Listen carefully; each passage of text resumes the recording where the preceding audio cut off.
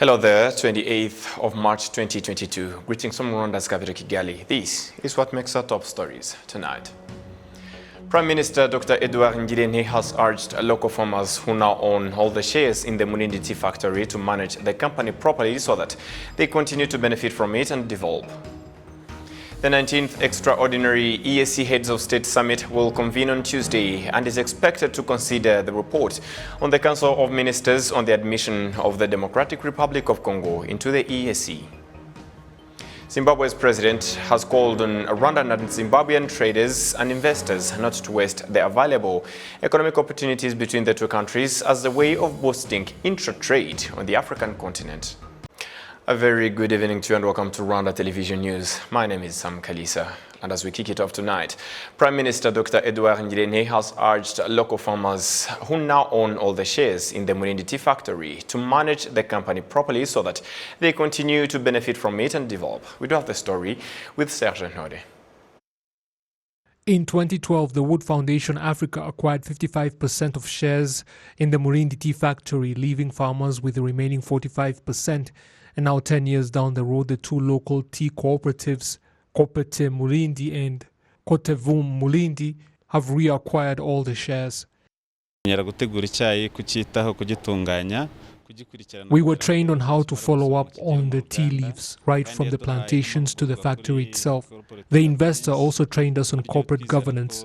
We are confident that with all the training we have been given over the years, there is no doubt that the factory will continue to operate well. The Wood Foundation says the objective had always been to train the farmers on how to properly manage the factory and that it will continue to assist where necessary. So from day one, we did have an exit strategy. From day one, we did have a vision of helping them turn the business around and then departing and leaving in place a fully smallholder-owned factory. Like I said before, what we've done over time, farmer field schools were critical. We've trained over 5,000 farmers in all aspects of agronomy and field management. We've done training to over 150 of the farmer directors in corporate governance.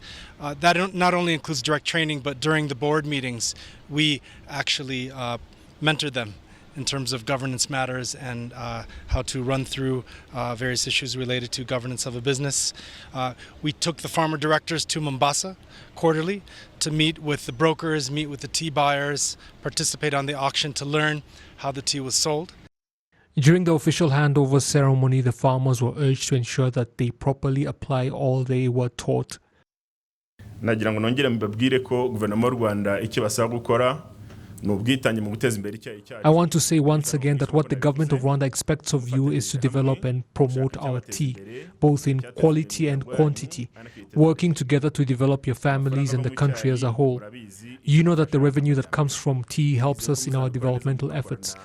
I hope you will ensure that the entire tea production and sale process is properly done.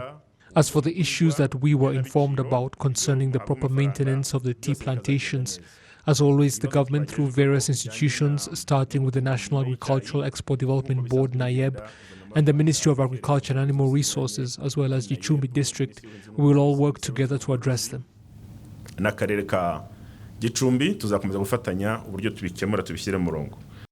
two cooperatives have 5,000 members combined, and last year Rwandan tea exports brought in $96.7 million, up 7% compared to 2020.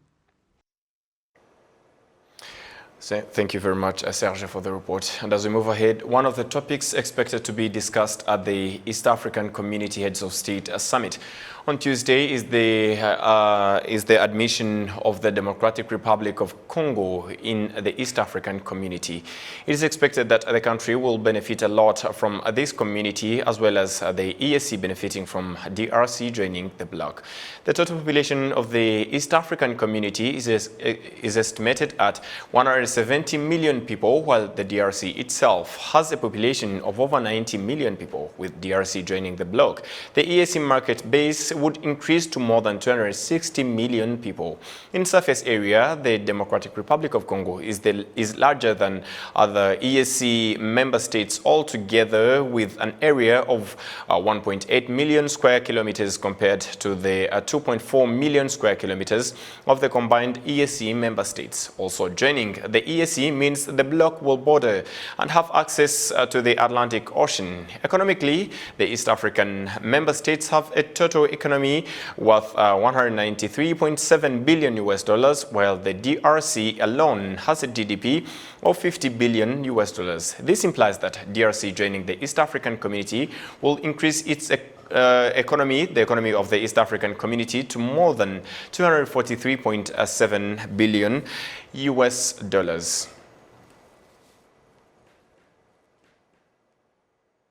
As we still talk about the Democratic Republic of Congo joining the East African community, we're now joined via the phone by Mr. Denis Karera. He is the Vice Chairman of the East African Business Council. And let me begin by thanking you, Mr. Karera, for your time on Rwanda Television tonight. And good evening. Good evening, and thank you. Let me begin by asking you, how did the business community of the East African Community Bloc in general receive the news or, the information about the DRC joining the EAC? It's all celebration, I must say. We have waited for this news for a long time, and discussions have been going on for the inclusion of DRC to the bloc.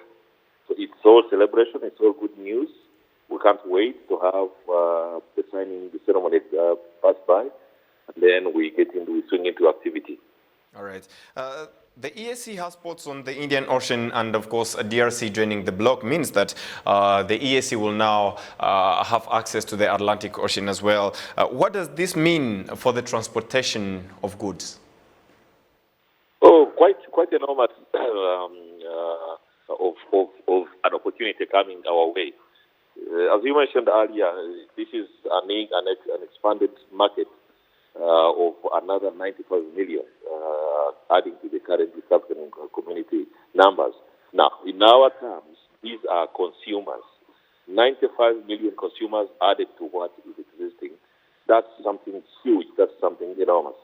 Now, we certainly are going to be connected to the Atlantic Ocean, which ultimately connects us to the West African market. As you all know, we have had a serious challenge of tapping into the West African market. Right. But now, with the signing on of this agreement, this now presents an excellent opportunity that East Africa connects to Atlantic Ocean at Matadi, and I can only foresee infrastructure projects being done immediately from Matadi through Mbujimai to Karemi, on Lake Tanganyika.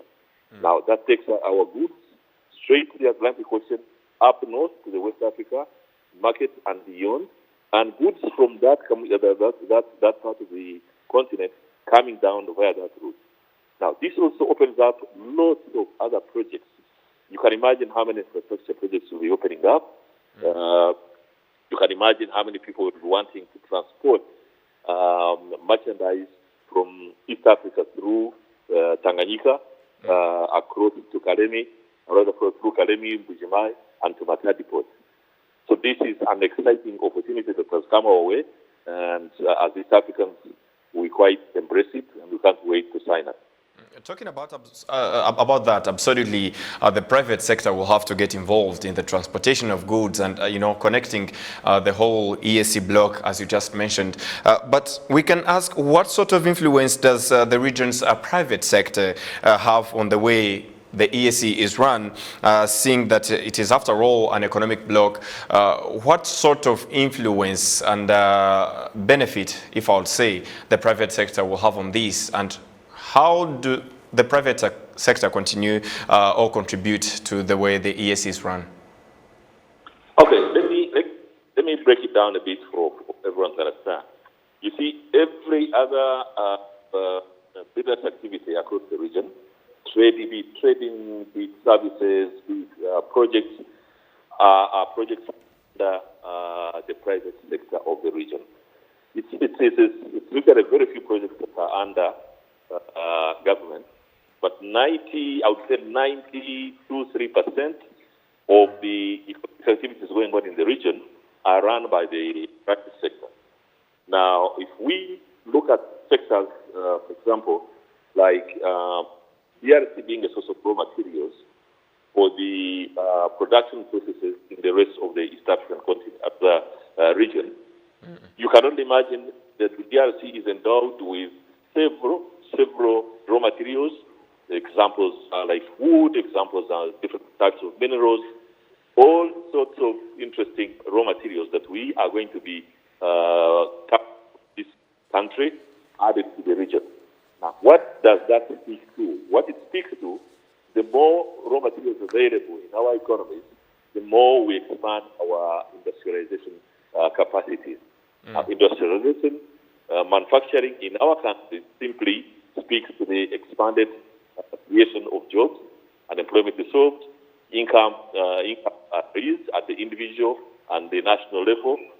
Now go to the other sector that is of big interest, is take the tourism sector. As you know, tourism is one of the key areas in Rwanda, for example, that generates the most forex to the country. DRC equally has lots of tourism activities and lots of tourism potential. So I can only see the tourism fraternity expanding activities into the DRC, be it the DRC forests, be it the DRC parks, to see animals, to see birds, to see rivers and all sorts of things. So right. DRC is a potential market. Now, come to services. 95 million people need services.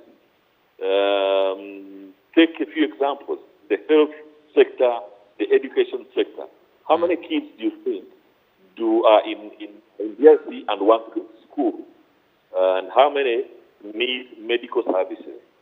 I'm just picking only two to give you a snapshot of what will happen.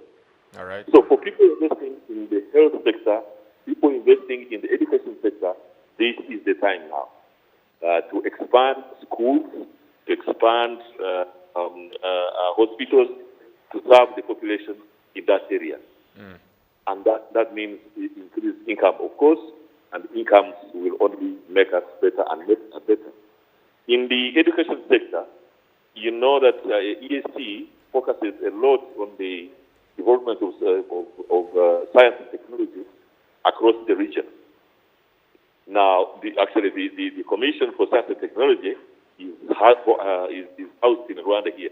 All right. Now, those in the sector of IT, those in science and technology, need to move very quickly and expand their outlets up in DRC, and this provides an enormous market to what those individuals were running.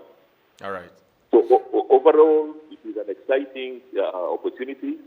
It is the right time, the opportune moment we've been waiting for, and we really cannot wait to see the signatures on paper, and we go straight. And I represent the East African Business Council, the membership to the East African Business Council of DRC. We have worked on it as while the paperwork was going on for the political integration. We were also working our own procedures to integrate DRC to the East African Business Council. And as I speak, pretty soon, DRC will be members of the East African Business Council, which is the private sector asset body in the region. And what does that do now? That makes it easy for us to address the barriers in trade with that country that there will be. Certainly there will be trade barriers expected, but at least you'd rather know them, identify them, bring them up for discussion, and find a way of eliminating them. So that's another opportunity that presents itself, and we are more than happy to receive them. All right. Mr. Dennis, lastly, the DRC has over 90 million people as a population, and the EAC has more than 170 million people. So what sort of significance does this have when considering the benefits of the African Continental Free Trade Area Agreement? Before I get to that, I forgot one critical point that I must mention. All right. DRC has power capacity of over 40,000 megawatts. Now, Rwanda's needs electricity needs overall, I don't think exceeds 1,000 megawatts. Now, this country has 40,000 megawatts. So it's sufficient power to be distributed across the entire East African community and beyond. Initially, we were not able to tap into that potential, but clearly, if you follow the patterns of demand for power in the country here, if I take Rwanda as an example, you're aware we've been developing projects of 3 megawatts, 10 megawatts, 4 megawatts by individuals. But now imagine we have potential to tap Yapinga Dam, a resource of from 40,000 megawatts of power. So that is a critical thing. So it will bring the price of power ultimately. These are long-term projects, but certainly expect that we shall have a reduced tariff in terms of power. It will be cheaper and it will be available, because we've had situations where it is not easily available, and what is available is very expensive. All right. Now, talk about the African Continental Free Trade Area. That country, of course, is going now to be open to several people. But, of course, the closer we East Africans are to it, the better. And the performance, by the way, of the Continental Free Trade Area will largely be based on trade blocks.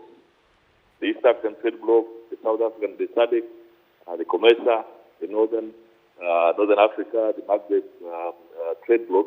Now, once we have DRC in the East African trade bloc, it increases our negotiating power, it increases commodity availability and commodity consumption. So it's a huge opportunity again in terms of continental trading. Trust me, you're going to see hundreds of international community coming to join us one way or the other to work with us. But it presents an enormous community, because the consumption of 95 million people is absolutely huge. All right. Yeah. Mr. Dennis Karera, the Vice Chairman of the East African Business Council, that was so much informative, and thank you very much for your time on Rwanda Television News tonight. Thank you. You're welcome. And as we move ahead to other matters, Zimbabwe's president has called on Rwandan and Zimbabwean traders and investors not to waste their valuable economic opportunities between the two countries as a way of boosting intra-trade on the African continent. His Excellency Emerson Mnangagwa made the call as a trade and investment conference began in Harare on Monday, bringing together the business communities of both countries. Intra-African trade and investment, which saw trade volumes growing in 2020 to US 120 billion, is a clear reflection of the vast trade and investment opportunities within our continent, Africa. In this context, companies from both the Republic of Rwanda and Zimbabwe must exploit the business prospects presented under the common market for East and Southern Africa and the African Continental Free Trade Area. These platforms provide a gateway for entering global value chains, a shared pathway towards an integrated Africa, as well as the realization of the Africa we all want. It is my expectation and that of my dear brother and colleague, the President of the Republic of Rwanda, His Excellency Paul Kagame, that Zimtrade and the Rwanda Development Board partnership must result in increased trade flows and volumes, while leapfrogging the quality of made in Zimbabwe and made in Rwanda products and goods and services, respectively, to penetrate global markets. Economic agreements were also signed between both countries, including an energy-focused one. Rwanda, like Zimbabwe, is landlocked, but I prefer to call it land-linked. So as much as we want to use Rwanda as a platform to penetrate East Africa, we also want Rwanda to use Zimbabwe as a platform to penetrate the SADC region. So for us, its location and also its ranks when it comes to ease of doing business is quite low. So we can set up a lot of warehouses and distributorship that we can then use in Rwanda to re-export to Burundi, Uganda, Tanzania, and even DRC. Just to mention a few. So, and also our two presidents have got good relations, so it's easy to do business when you have good relations. This conference comes at an important time, according to Rwanda's Minister of Trade and Industry, Beata Habyarimana. The Rwanda-Zimbabwe Trade and Investment Conference is timely in the current continental and global context. The COVID-19 pandemic had significant negative impact on our African economies. The current crisis between Russia and Ukraine worsens the situation. However, if there are two important lessons the coronavirus crisis has shown us, I would mention the first one, that it is of vital importance to have a close collaboration among nations in facing global challenges. The second one is the urgency for Africa's self-reliance. We need to fast-track business growth between Rwanda and Zimbabwe. We come to explore, to invest, and to export. A similar conference took place in Kigali last year. And as we move ahead to other matters, but still related to Rwanda-Zimbabwe relations, a group of Zimbabwean senators are in Rwanda for a visit and sharing experience concerning gender and development. We do have the report with Betty Mutoni. Of senators from Gender and Development Commission from Zimbabwe, and they held various discussions with the Executive Committee of Rwanda and sent focus on gender equality and increasing the number of women in decision-making bodies. The Senator, Honorable Dushimana Nambati, noted that they are pleased by the way the number of women in decision-making bodies in Rwanda is increasing. They want actually to learn from us how we have managed to be where we are in terms of gender equality. We have shown them different policies put in place. We showed them the statistics of how we stand today in the parliament, the number of women in the parliament, in the cabinet, even in the judiciary, even in the local government,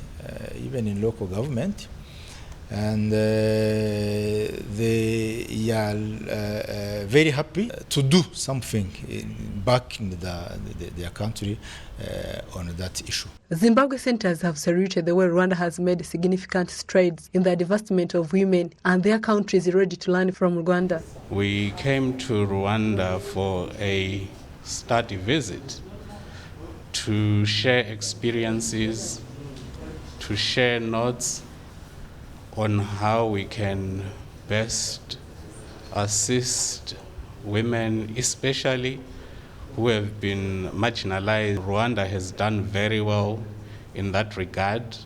You have got 61% representation in your parliament, that is women representation. Now we come to Rwanda to try and maybe, for lack of a better word, say to rehash and regroup as a country to see how we can reach where Rwanda has reached. Figures indicate that women in the Chamber of Deputies 61%, in Senate is 34.6%, in Parliament is 55%, in the Judiciary is 49.7%, and others in local government is 60.2%. Betty Mutoni, RwandaTV News. And now up to education matters. The Ministry of Education is set to conduct a campaign to encourage children to have a reading culture of at least 15 minutes per day. This was said by the Minister of State for Primary and Secondary Education, Gaspar Twagereyezu, during the awarding ceremony of primary and high school students who showcased exceptional skills in reading and writing, an event organized by the Rwanda Writers Federation in Kigali on Monday. With all the report with Siti Patel.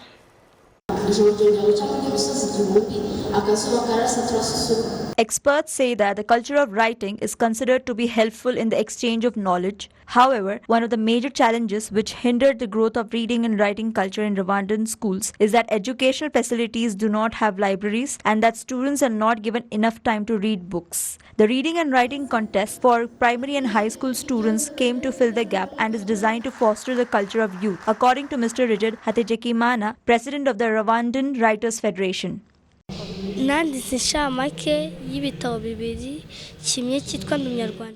I have written a summary of 2 books, one called I Am Rwandan and one that links us to another called Values for Young Children. We wrote a summary of 30 points in 2 pages in the time limit of. This competition was organized in around 500 schools of Rwanda, where 3,024 students from across the country participated, as one of the initiatives to nurture the culture of reading and writing books for sustainable development of Rwanda and Africa in general. Yeah, the challenges are for the teachers who don't understand the culture of reading and writing books.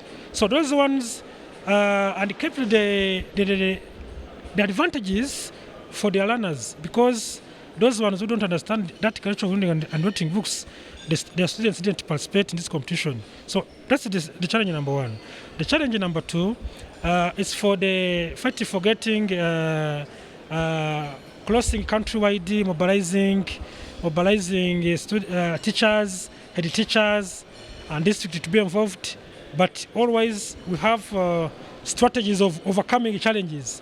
The best 30 from countrywide were called for the award ceremony. The prizes in general consisted of school supplies, which included school supplies and sportswear. The children who secured first and second positions were provided with bicycles and laptops. All the participants in the competition were awarded with medals and certificates. The districts with most successful children included Rutsiro and Kichukiro districts. They were also rewarded with trophies. Minister of State for Primary and Secondary Education, Mr. Gaspar Twagereyezu, says that the Ministry of Education is conducting a campaign to encourage children to have a reading habit of at least 15 minutes per day. He asked the authors of the book to write a number of books containing the knowledge that children need so that children can see it around them. The children have those foundational skills to be able to read and write well. Also, that's the first thing that we do. And the second thing that we do is to try to increase that reading culture among the children. And this is where we have participated in these campaigns to raise that culture, to increase the number of books, but to also make sure that the kids have the time and the time to read and opportunities to be able to read both at school and at home. And what we have also done is to increase the number of competitions like this, and to make sure that we all the children have this opportunity to participate. During the event, a book titled Africa We Want, written by Richard Hategekimana, was unveiled. The book chronicles African history and Africa's aspirations, including a prosperous and a well-governed Africa. The book includes what Africans can learn from Rwanda. Siddhi Patel, RTV News. And on behalf of the entire news and technical team that made it happen, appreciations for staying with us. My name is Sam Kalisa, wishing you a safe evening and a fruitful week ahead. Goodbye.